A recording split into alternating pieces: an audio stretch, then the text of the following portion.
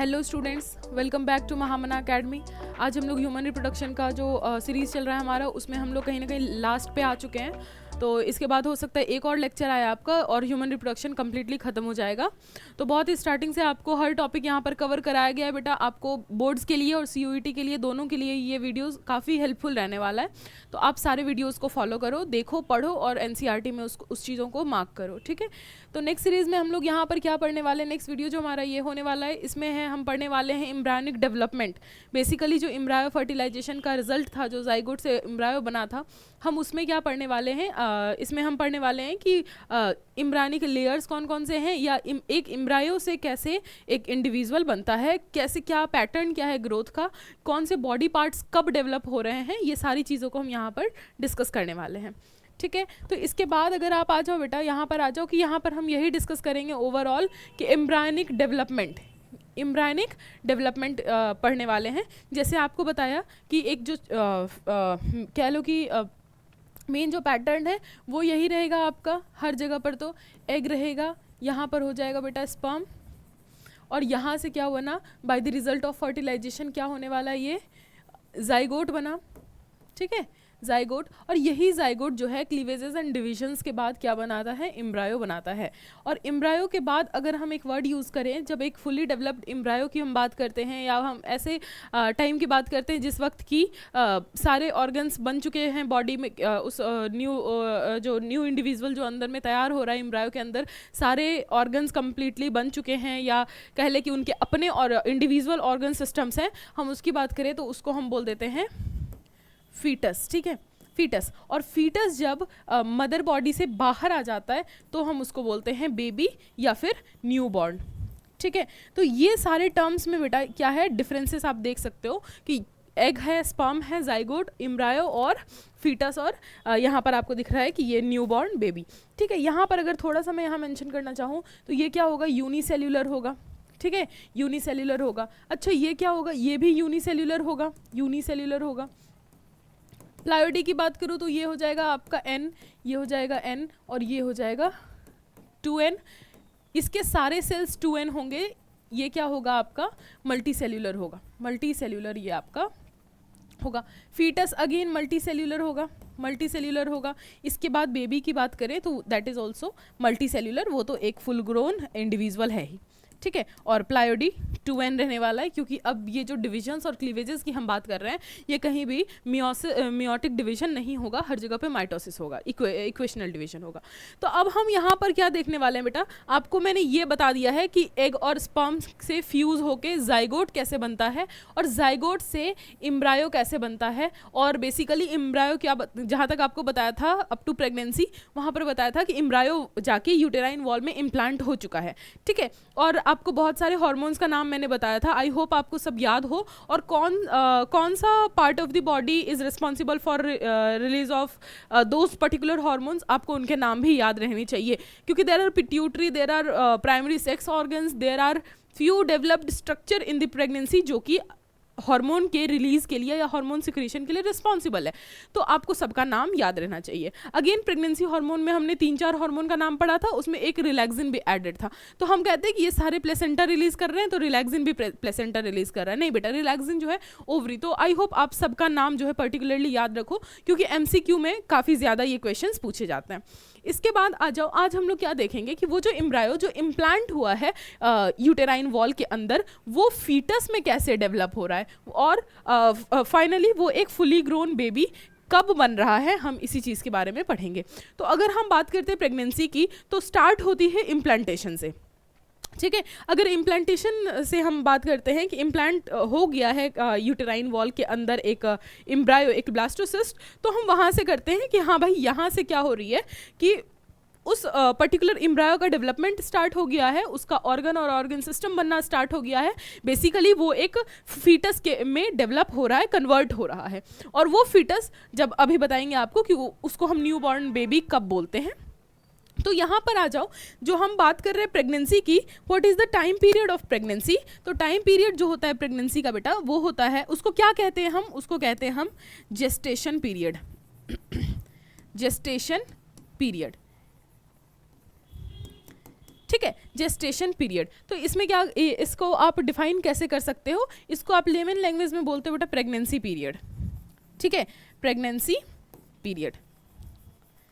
अब ये आपको पता है कि from the day of fertilisation to the day of parturition, जब फर्टिलाइजेशन हुआ हम उस डे से प्रेगनेंसी को काउंट करना स्टार्ट करते हैं, अप टू कौन से डे, अप टू 270 डे, जो हम 9 मंथ्स की बात करते हैं, एक अप्रोक्सीमेटली जो हम उसकी बात करते हैं, हम वहाँ तक प्रेगनेंसी काउंट करते हैं, या प्रेगनेंसी पीरियड हम उसको कहते हैं, और साइंटिफिकली उसको क्या कह रहे हैं हम, जेस्टेशन पीरियड बोल रहे हैं। तो यहाँ पर हम बात करते हैं कितने मंथ की, यहाँ पर हम बात करते हैं बेटा, यहाँ पर हम बात करते हैं 9 मंथ्स की, 9 मंथ्स की हम बात करते हैं। ठीक है, 9 मंथ्स में कितने ट्राइमेस्टर, अच्छा यहाँ पर जो भी चीज़ मैं बताऊंगी मंथ वाइज तो बताऊंगी जो एनसीईआरटी हाईलाइट करती है, साथ ही साथ हम जो एक कलेक्टिवली पढ़ेंगे वो पढ़ेंगे ट्राइमेस्टर के फॉर्म में। ट्राइमेस्टर यहाँ पर लिख रही हूँ, ट्राइमेस्टर।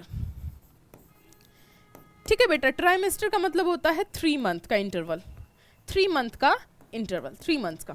ठीक है, तो अगर मैं बोलूँगी आपसे फर्स्ट ट्राइमेस्टर, मतलब it is talking about 12 week, that is particularly 3 month, first 3 months. ठीक है, first 3 months of pregnancy, first 3 months of pregnancy. अगर मैं बात करूँगी सेकेंड ट्राइमेस्टर, तो उसका मतलब है फर्स्ट 6 मंथ्स ऑफ प्रेगनेंसी। और अगर मैं थर्ड ट्राइमेस्टर की बात करूँगी तो that is nothing but completion of gestation period. ठीक है, तो यहाँ पर ट्राइमेस्टर आपको समझ में आ रहा है। कुछ बातें हम यहाँ पर वीक्स में भी करेंगे, वीक्स में भी करेंगे बेटा, लेकिन 1-2 वीक नहीं आएगा, 1 वीक 2 वीक नहीं आएगा। तो इसलिए आपको मैंने बता दिया कि ट्राइमेस्टर में ही हम यहाँ पर चीज़ों को काउंट करेंगे। तो ठीक है, इसके बाद हम लोग आगे बढ़ते हैं।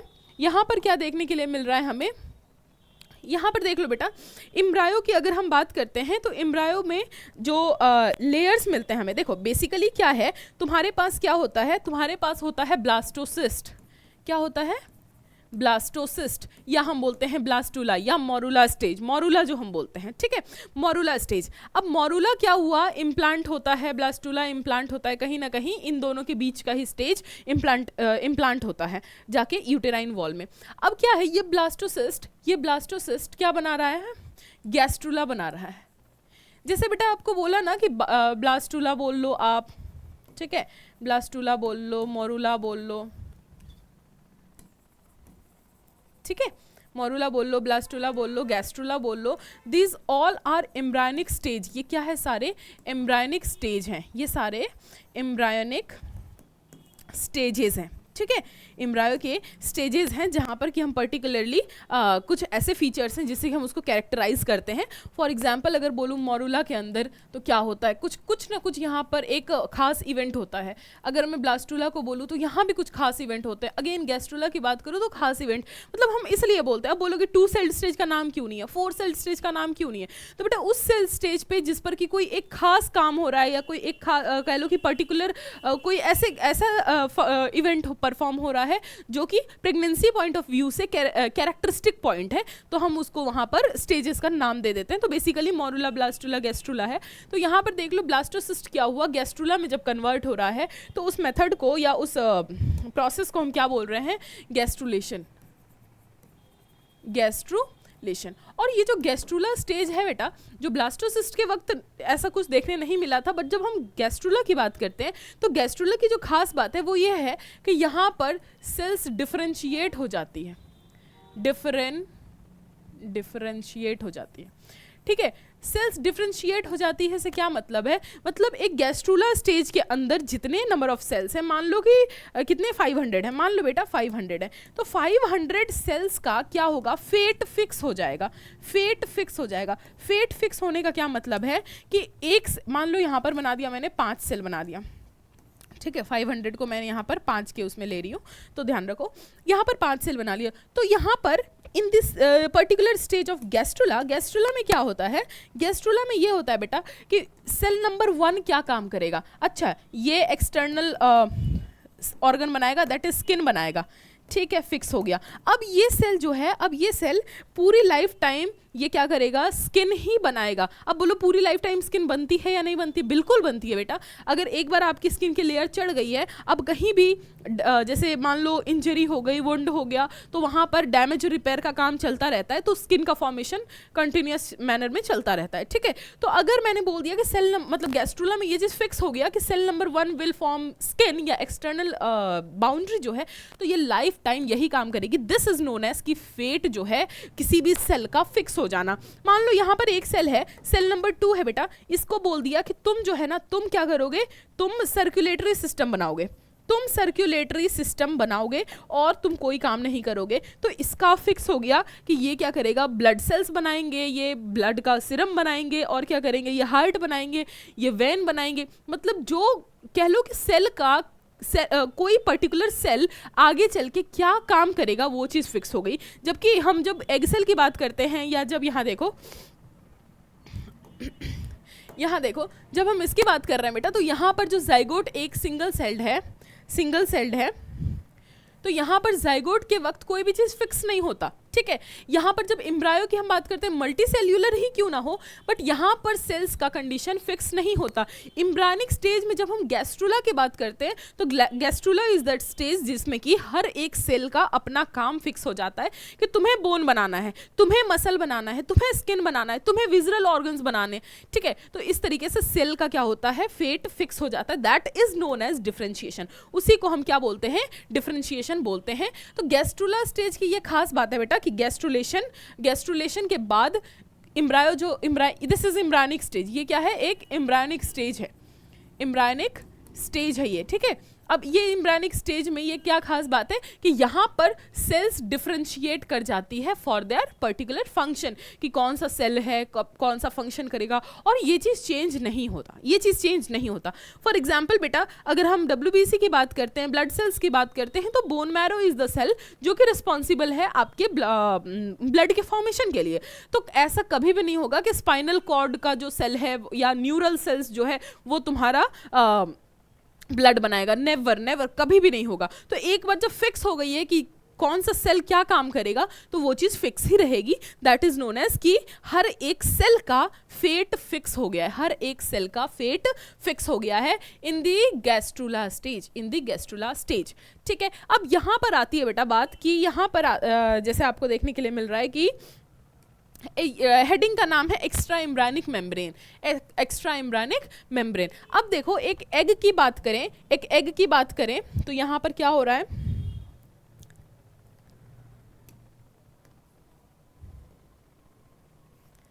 एक एग की बात करें बेटा, तो एग के डिफरेंट लेयर्स होते हैं, ठीक है, एग के डिफरेंट लेयर्स होते हैं। उसी तरीके से अगर हम एम्ब्रायो की बात करें, तो एम्ब्रायो के भी डिफरेंट लेयर्स होते हैं, जैसे डिफरेंट मेम्ब्रेन्स बोल सकते हो। इसमें कुछ मेम्ब्रेन्स जो इंपॉर्टेंट है आपके पॉइंट ऑफ व्यू से, उसको आप देख लो, कौन कौन से मेम्ब्रेन मैं यहाँ लिख रही हूँ। एमनियन, एमनियन, ठीक है। इसके बाद होता है बेटा कॉरियन, ठीक है। फिर यहाँ पर लिख लो यॉर्क सैक, योक सैक। इसके बाद लिख लो एलेंटॉइस, एलेंटॉइस।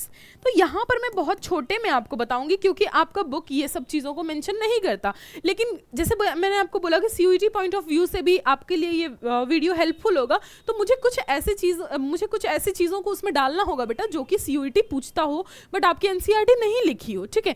तो ये जो 4 एग मेम्ब्रेन भी कह सकते हो इसको, या एक्स्ट्रा एम्ब्रायनिक मेम्ब्रेन भी बोल सकते हो, ये चारों जो है काफ़ी ज़्यादा इंपॉर्टेंट रोल प्ले करते हैं। अब किस चीज़ में आ जाओ, यहाँ पर बताते हैं। यहाँ पर देख लो बेटा, यहाँ पर क्या है, जैसे 4 मेम्ब्रेन आपको दिखाया जा रहा है, इसमें से बात करते हैं सबसे पहले एमनियन की।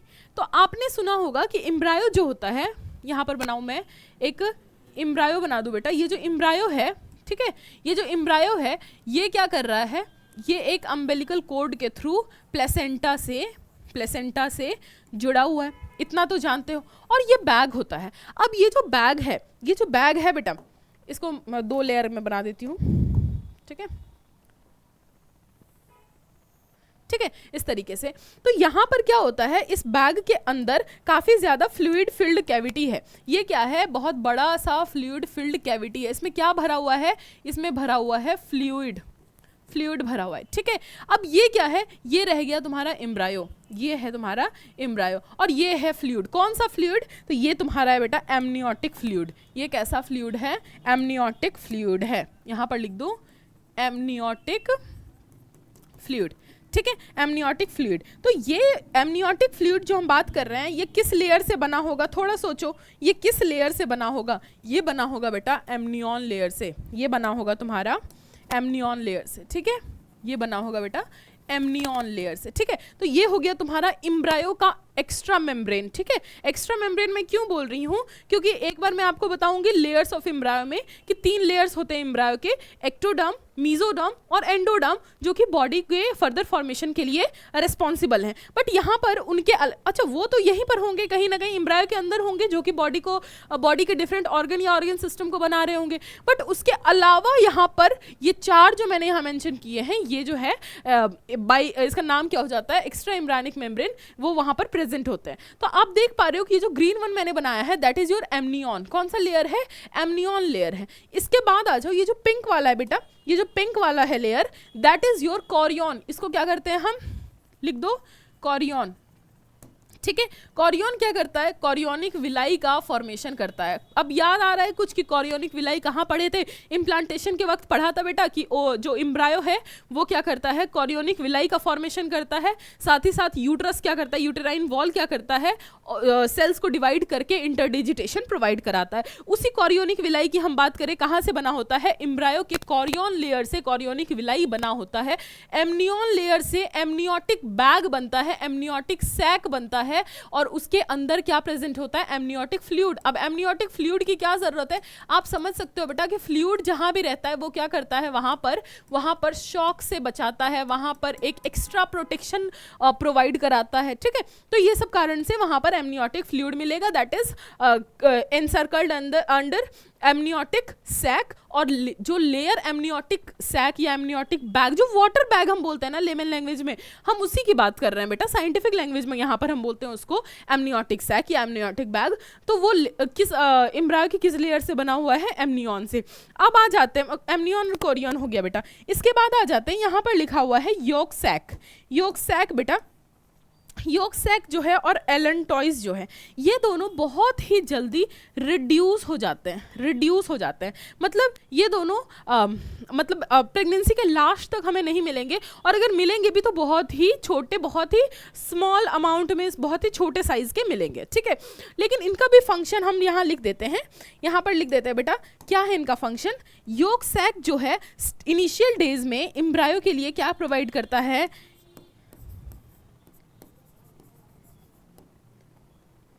हीमोपोएटिक टिश्यू है। ये क्या है, हीमोपोएटिक टिश्यू है। कौन, योक सैक। योक सैक क्या कर रहा है बेटा, हीमोपोएटिक टिश्यू के तरफ वर्क कर रहा है, क्योंकि एक बार जब एम्ब्रायो डेवलप हो रहा है, वो अपने ऑर्गन्स को, अपने ऑर्गन सिस्टम को डेवलप करा रहे हैं। तो बताओ एक चीज कि क्या वो अपना सर्कुलेटरी सिस्टम डेवलप नहीं करेगा, बिल्कुल करेगा। अब बताओ अगर वो अपना सर्कुलेटरी सिस्टम डेवलप कर रहा है तो ब्लड बनाना पड़ेगा, because blood is the main, कह लो कि main part of the circulatory system. Heart बना लो, वेन बना लो, ब्लड ही मत बनाओ, कोई मतलब है सर्कुलेशन हो पाएगा, नहीं हो पाएगा। तो ब्लड बनाना है, तो योक सैक जो है बेटा, एक्स्ट्रा एम्ब्रायनिक मेम्ब्रेन का एक मेम्ब्रेन है, that is yolk sac, that is haemopoietic in nature, मतलब वहां से ब्लड बनना शुरू होगा। लेकिन हम अगर आज बात करते हैं कि हमारी बॉडी में कैसे ब्लड बन रहा है, तो हमारी बॉडी में ब्लड जो है बोन मैरो से बन रहा है, ठीक है, बोन मैरो से बन रहा है। तो ये चेंज होगी, क्योंकि अभी बताया कि ये क्या है, रिड्यूसिंग इन नेचर है। तो एक टाइम आएगा जब योक सैक खत्म हो जाएगा, लेकिन ब्लड क्या होता है, ब्लड रिन्यू होता रहता है हमारी बॉडी के अंदर। तो कोई एक ऐसा पार्ट फिक्स करना पड़ेगा जो कि ब्लड लाइफ टाइम बनाते रहे, that is bone marrow. But अगर हम यहाँ बात करें कि एक छोटे से एम्ब्रायो के अंदर, जहाँ की अभी सारे बोन मैच्योर नहीं हुए, सारे बोन इनफैक्ट फॉर्म भी नहीं हुए हैं, तो वहाँ पर कौन कर रहा है, योक सैक जो है वो क्या कर रहा है, यहीं पर छोटा सा होता है बेटा, ठीक है, योक सैक, और यहीं पर होगा आपका एलेंटॉइस। तो योक सैक क्या कर रहा है, ब्लड का फॉर्मेशन कर रहा है। एलेंटॉइस की बात करें, एलेंटॉइस की बात करें तो allantois helps in formation of umbilical cord.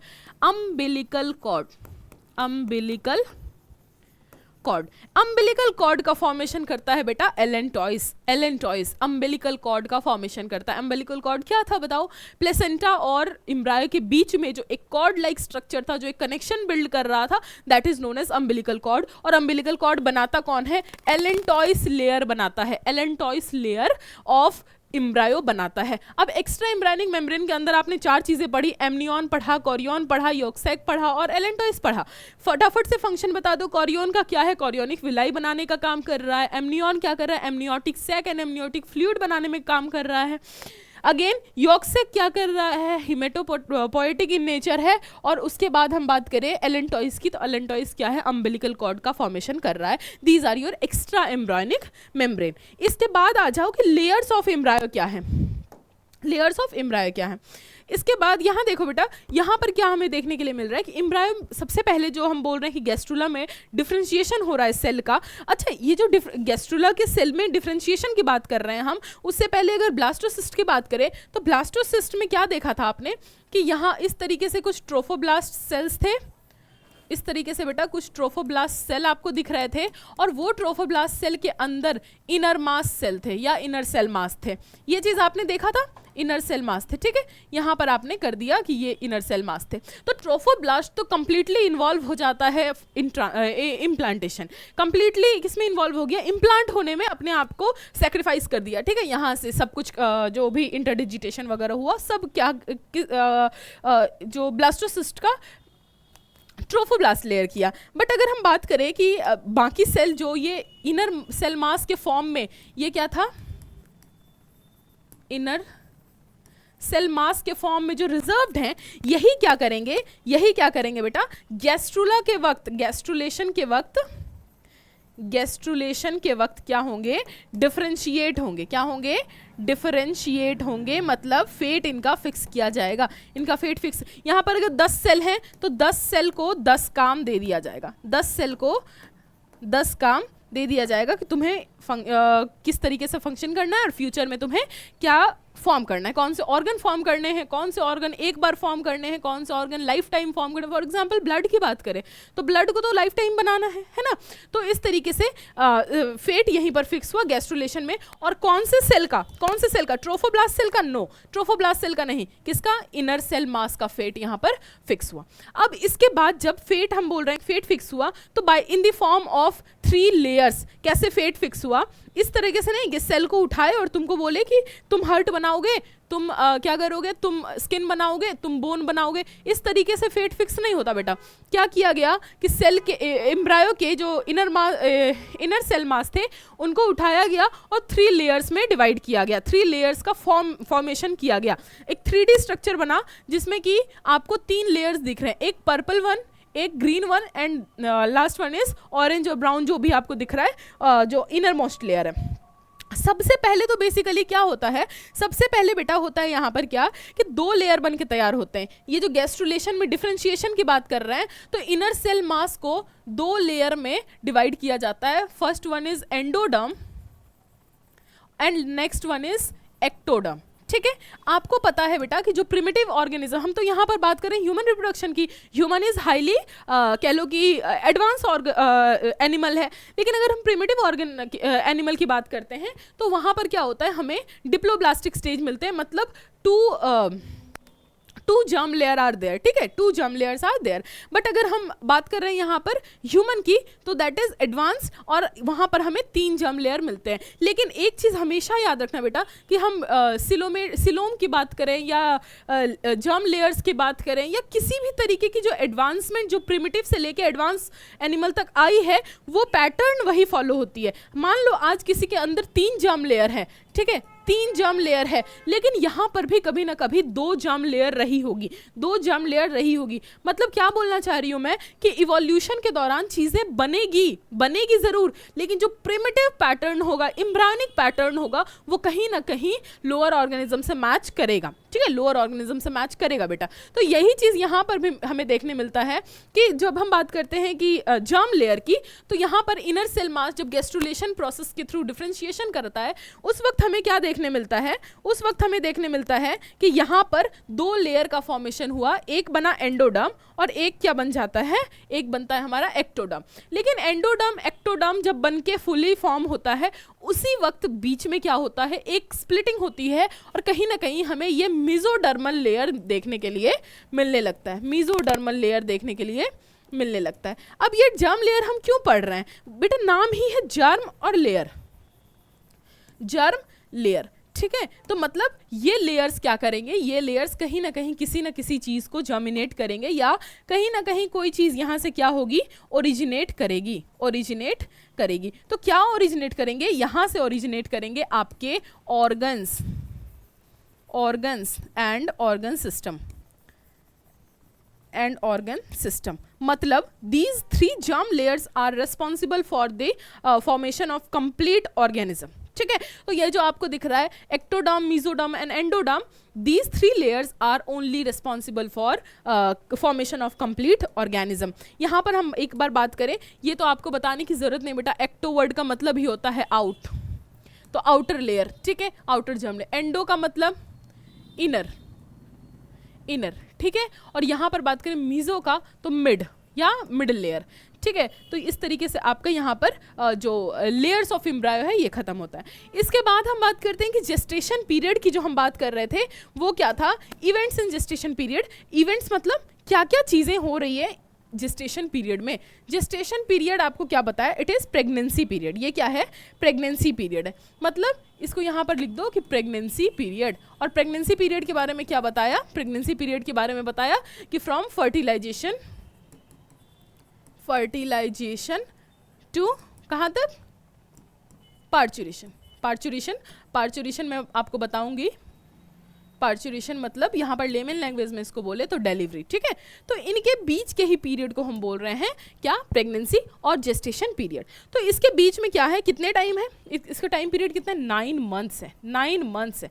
Almost इसको हम कर दें 270 डेज, ठीक है। और कर दें तो 3 ट्राइमेस्टर, 3 ट्राइमेस्टर, ठीक है। अब यहाँ पर आ जाओ कि जो हम बात करते हैं कि जेस्टेशन पीरियड या फर्टिलाइजेशन के बाद जो सबसे पहला ऑर्गन बन के आता है, सबसे पहला ऑर्गन जो बन के तैयार होता है बेटा, कब होता है, 1 मंथ में, 1 मंथ में सबसे पहला organ, that is heart, that is heart. ये बहुत इंपॉर्टेंट है, इसको मैं यहाँ पर स्टार मार्क करके लिख रही हूँ बेटा, आप लोग भी देख लो, बुक में ये सारी चीज़ें एज इट इज़ लिखी हुई है, तो आप उसको अंडरलाइन करो। तो जो सबसे पहला जो जेस्टेशन पीरियड में आपको फर्स्ट मंथ में देखने के लिए मिल रहा है, उस एम्ब्रायो के अंदर क्या डेवलप हो रहा है, मान लो ये एम्ब्रायो बना दिया फिर से, ठीक है, ये तुम्हारा ये यहाँ पर दे दिया प्लेसेंटा और ये लेयर, ठीक है। इस एम्ब्रायो में सबसे पहले क्या बनेगा, सबसे पहले बन के तैयार होगा हार्ट। और ये हार्ट कैसे पता चलेगा हमें कि 1 मंथ के अंदर हार्ट बन के तैयार हो गया है, तो पता चलेगा बेटा यहाँ पर हार्ट की होगी बीटिंग, यहाँ पर होगी हार्ट की बीटिंग। और ये हार्ट बीट हमें कहाँ सुनाई देगा, ये हार्ट बीट हमें तब सुनाई देगा जब हम स्टेथोस्कोप यूज़ करेंगे। स्टेथोस्कोप हम जब यूज़ करेंगे तो उस वक्त अगर हम यूट्रस के पास स्टेथोस्कोप रख के सुनने की कोशिश करेंगे तो दैट हार्ट विल बीट, है ना, वो हार्ट बीट करेगा in the first month only. First month में ही हार्ट का फॉर्मेशन हो गया एम्ब्रायो के अंदर और वो बीटिंग स्टार्ट कर दिया है। अब आ जाओ सेकेंड मंथ पे। सेकेंड मंथ में क्या होगा, सेकेंड मंथ की हम बात करें तो सेकेंड मंथ में क्या होने वाला है बेटा, सेकेंड मंथ में डिजिट्स एंड लिम्स बनने लगेंगे। Digits and limbs, you know digits and limbs क्या होते हैं, क्या होते हैं डिजिट्स एंड लिम्स, ठीक है। हाँ, दोनों फोर लिम्ब, हाइंड लिम्ब, और उसमें ये डिजिटेशंस, ये जो डिजिट्स हैं, फिंगर्स हैं हमारे, उनका फॉर्मेशन सेकेंड मंथ में होना शुरू हो जाता है, ठीक है। ये हम कहते हैं कि यहाँ पर हो जाता है। इसके बाद हम कर दे थर्ड मंथ को हम क्या लिख सकते हैं बेटा, थर्ड मंथ को हम इनिशियल से थर्ड मंथ पे आए ना, थर्ड मंथ को हम क्या लिख सकते हैं, थर्ड मंथ को हम लिख सकते हैं फर्स्ट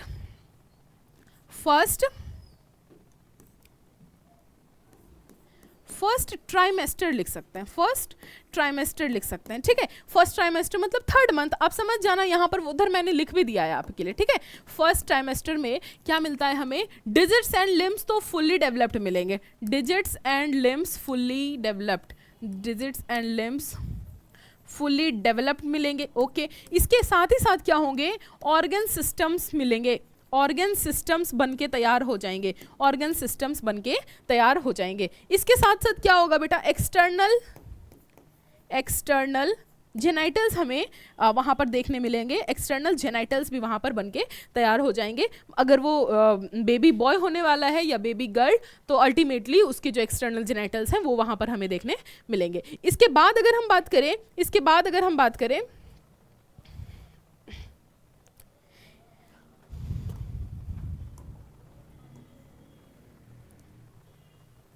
इसके बाद थोड़ा सा आ जाओ बेटा यहाँ पर, फिफ्थ मंथ की बात करें यहाँ पर,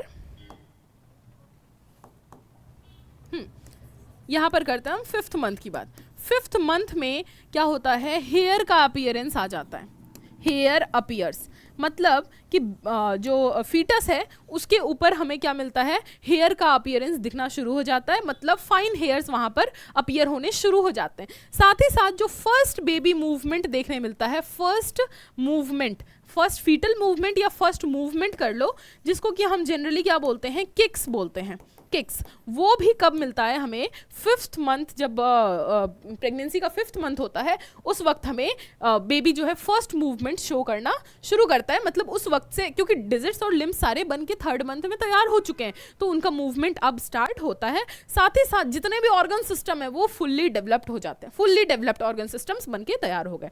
इसके बाद आ जाओ सेकेंड ट्राइमेस्टर पे। सेकेंड ट्राइमेस्टर अगर मैं बोल रही हूँ तो इट इज़ कंप्लीटली अंडरस्टूड कि I am talking about sixth month. किसकी बात कर रही हूँ मैं, सिक्स मंथ, क्योंकि ट्राइमेस्टर आर ठीक है 3 मंथ का है वो एक ट्राइमेस्टर। तो अगर मैं सेकेंड ट्राइमेस्टर की बात कर रही हूँ तो यहाँ पर क्या होने वाला है, यहाँ पर क्या होने वाला है बेटा,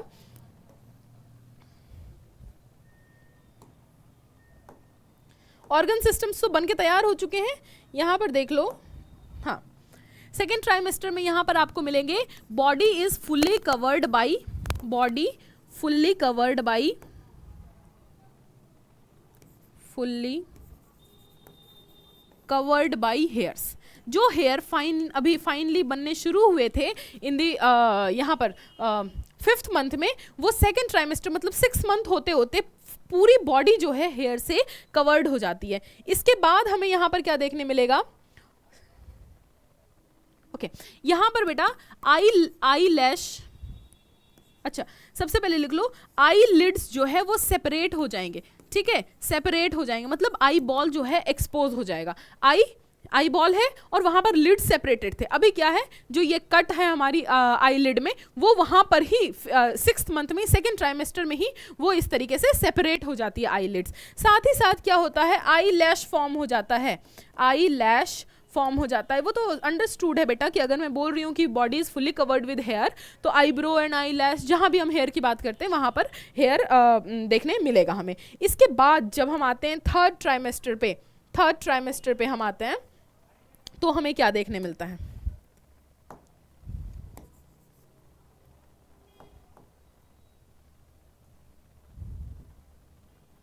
थर्ड ट्राइमेस्टर की बात करते हैं। थर्ड ट्राइमेस्टर का क्या मतलब है, थर्ड ट्राइमेस्टर का क्या मतलब है, कंप्लीशन ऑफ 9 मंथ, है ना, 9 मंथ। तो यहाँ पर एक ही चीज़ एनसीईआरटी लिखती है, यही लिखती है सिर्फ कि फीटस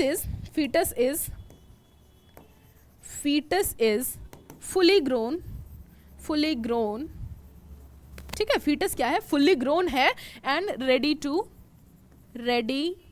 टू कम आउट, ठीक है। मतलब 9 मंथ जैसे ही कंप्लीट होता है, थर्ड ट्राइमेस्टर जैसे ही कंप्लीट होता है, यहाँ पर हम बात करते हैं कि foetus is fully grown, completely उसके सारे ऑर्गन सिस्टम्स बन चुके हैं, वो खुद से अपना मूवमेंट शो कर रहा है, उसके ब्लड और जो हम बात करते हैं कि वो अपने, और जैसे लंग्स की हम बात करें, क्योंकि जैसे सबसे पहली बार वो फिटस बॉडी से बाहर आता है, मदर बॉडी से बाहर आता है, सबसे पहला जो एक्टिविटी वो शो करता है दैट इज रेस्पिरेशन।